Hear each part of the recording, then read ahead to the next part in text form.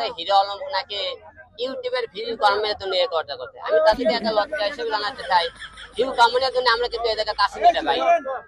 আপনারা বলতেছেন ভিউ কামানোর জন্য, কালকে যে হারে মারধর করছে, মারামারি ফুটেজটা দেখেন। আমরা কালকে ভিউ নেওয়ার জন্য আসছিলাম কিনা? মানুষের মৃত্যুর খেলা কেউ ভিউ নেওয়ার জন্য আসে না।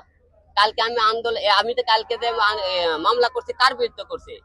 যারা অন্যায় করছে, অত্যাচার করছে তার বিরুদ্ধে করছে। আমি তো কালকে বিএনপির বিরুদ্ধে মামলা করিনি। তাহলে আপনারা কেন মারধর করলেন? আমি তো মনে করি তাহলে এই জায়গা অন্যায়ের মনে করে প্রতিবাদ করে আমাদের অপরাধ। এখন তাদেরকে একটা কথা বলতে চাই, আমি কি ইউটিউবার না, ভিউ নেওয়ার জন্য কালকে আসেনি। আপনারা কালকে যারা মারধর করছিল, যারা কালকে সাংবাদিক সম্মেলন করছেন, তারা ওই আদালতে পাড়ায় বেশি দূর না বিএনপি অফিস থেকে, তারা ইচ্ছে করলে 5 জন ধরে আনতে পারতেছিল। তারা কিন্তু আদালতে ঘোরাফেরা করতেছিল, সন্ধ্যা পর্যন্ত ঘোরাফেরা করতে। তাদেরকে ঘোরাফেরা করে জাতির সামনে তুলে ধরতে পারতেছিল। তোরা বল স্বীকার কর, আলম